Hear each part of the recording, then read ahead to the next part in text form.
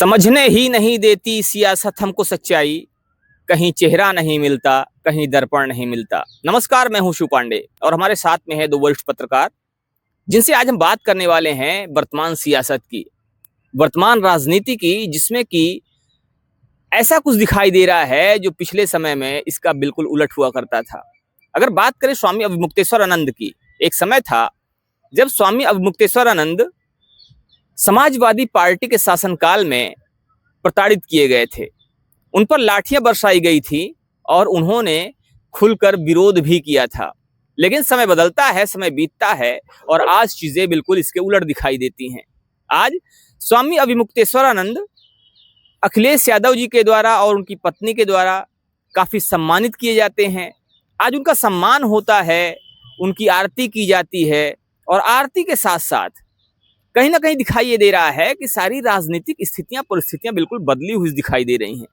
एक तरफ स्वामी अवमुक्तेश्वरानंद गाय की बातें करते हैं, गोमाता को राष्ट्रमाता घोषित करने की बात करते हैं, वहीं दूसरी तरफ उनकी ये जो नजदीकी है ये दिखा रही है कि आने वाले समय में हो सकता है कि वो समाजवादी पार्टी को सपोर्ट करें। और चूंकि भाजपा इस समय भाजपा को वो कहीं ना कहीं सपोर्ट करते हुए दिखाई नहीं दे रहे हैं, ये कहा जाए कि हो सकता है आने वाले समय में भारतीय जनता पार्टी के खिलाफ प्रचार करते हुए नजर आए।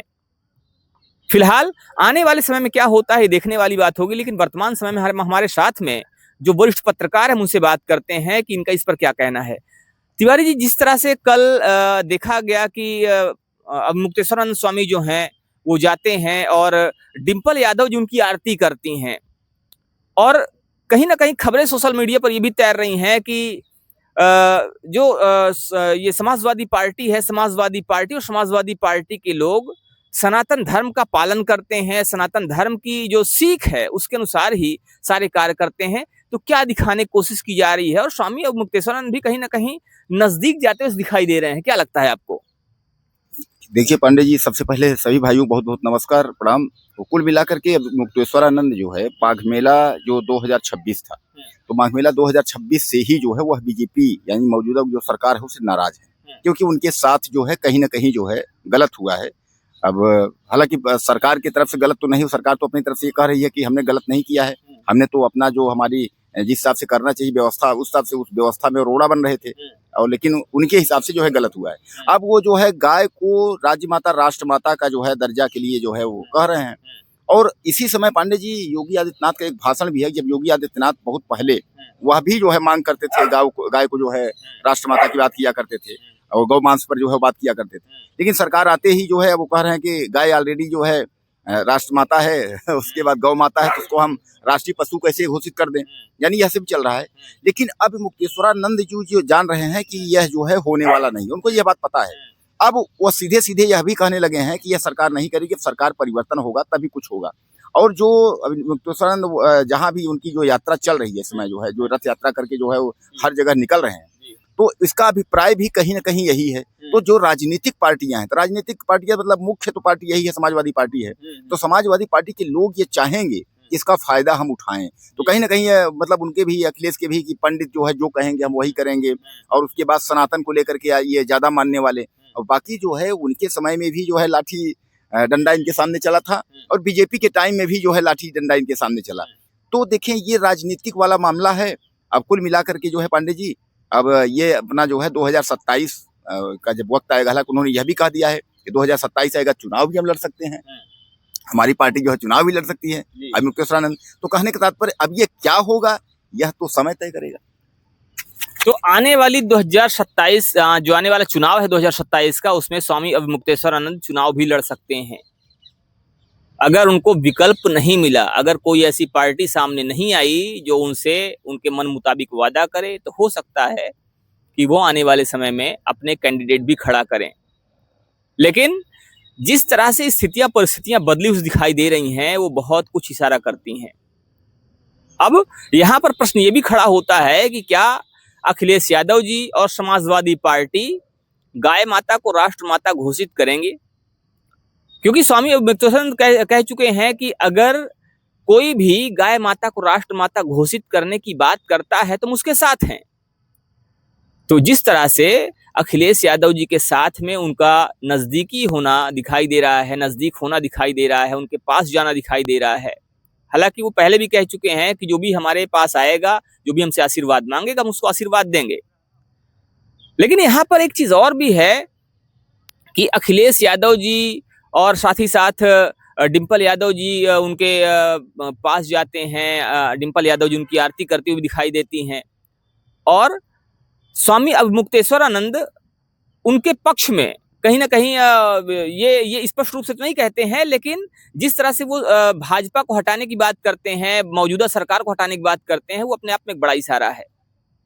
तो क्या आने वाले समय में कुछ और चीजें दिखाई देने वाली हैं? इस पर हम बात करेंगे हमारे साथ मौजूद वरिष्ठ पत्रकार भालचंद्र पांडे जी। पांडे जी, क्या कहेंगे जिस तरह से ये चीजें दिखाई दे रही हैं, उस पर आपका क्या कहना है? आपको क्या लगता है कि क्या स्वामी अवमुक्तेश्वरानंद कुछ नई चीजें लेकर सामने आ सकते हैं आने वाले समय में? और क्या ऐसा कुछ हो सकता है, दिखाई दे सकता है कि ये जो इस समय परिवर्तन है जो दिखाई दे रहा है, उसका फायदा कहीं ना कहीं समाजवादी पार्टी को मिल जाएगा?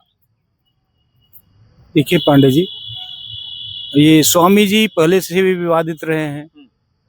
सपा के साथ इनका विवाद रहा है। आज सरेंडर हो गए सपा वाले।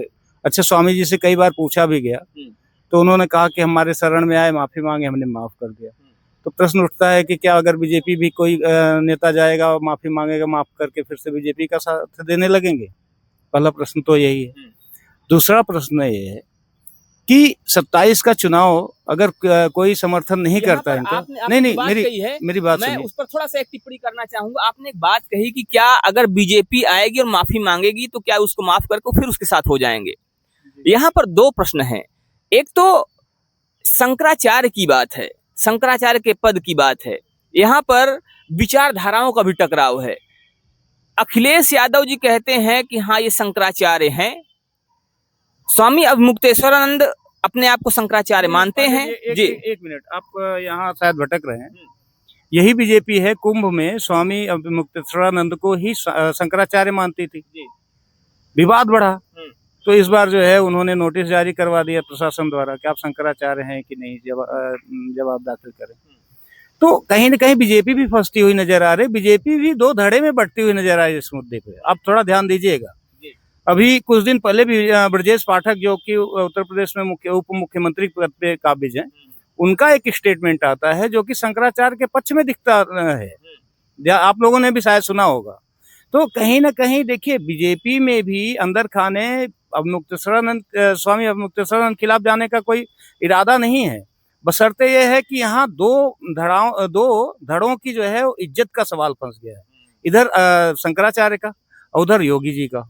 योगी जी नहीं झुकना चाहते, इधर शंकराचार्य नहीं झुकना चाहते। हो सकता है कि आगे आने वाले भविष्य में, देखिए, राजनीति कुछ भी करवा सकती है। राजनीति तो पता नहीं क्या क्या करवाती है, तो यहाँ तो केवल मिलाने की बात है। हो सकता है ऐसा कि आने वाले 27 के पहले ही शंकराचार्य से कोई एक धड़ा जाके मिले और जो है कंप्रोमाइज हो जाए। क्योंकि देखिए, अखिलेश के साथ भी एक राजनीतिक विडंबना है।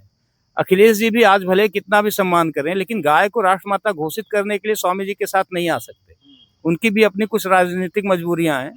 इसलिए जो चाहते हैं, या जो स्वामी जी अभी जगह जगह उल्लेख करते हैं, वो शायद पूरी होती हुई ना दिखे।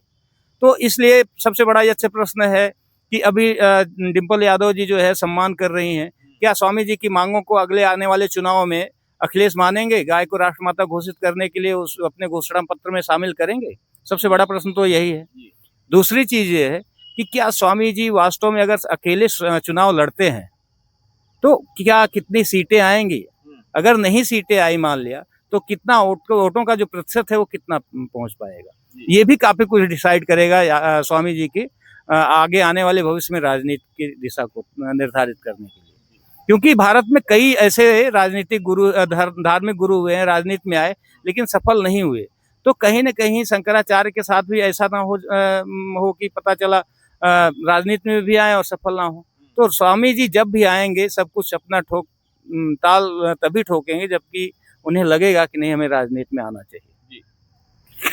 तो स्वामी जी राजनीति में आएंगे और कितना सफल होंगे, देखने वाली बात होगी। फिलहाल ऐसा कुछ अभी तक स्पष्ट रूप से इशारा नहीं है कि वो राजनीति में कूदने जा रहे हैं, लेकिन उन्होंने एक इशारा किया था कि अगर उनको विकल्प नहीं मिलता है तो फिर वो अपने कैंडिडेट खड़ा करेंगे। लेकिन अब यहाँ पर प्रश्न ये भी है कि क्या अखिलेश यादव जी गाय माता को राष्ट्रमाता घोषित करेंगे?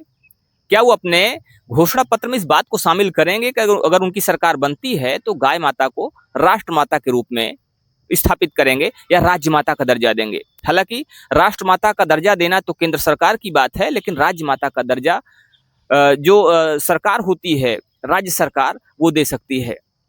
लेकिन कहीं ना कहीं जिस तरह से राजनीतिक बदलाव देखा जा रहा है, वो इशारा करता है, वो बताता है कि सियासत में कुछ भी संभव है। एक शायर ने कहा था कि इस दौरे सियासत का बस इतना सा फसाना है, बस्ती भी जलानी है, मातम भी मनाना है।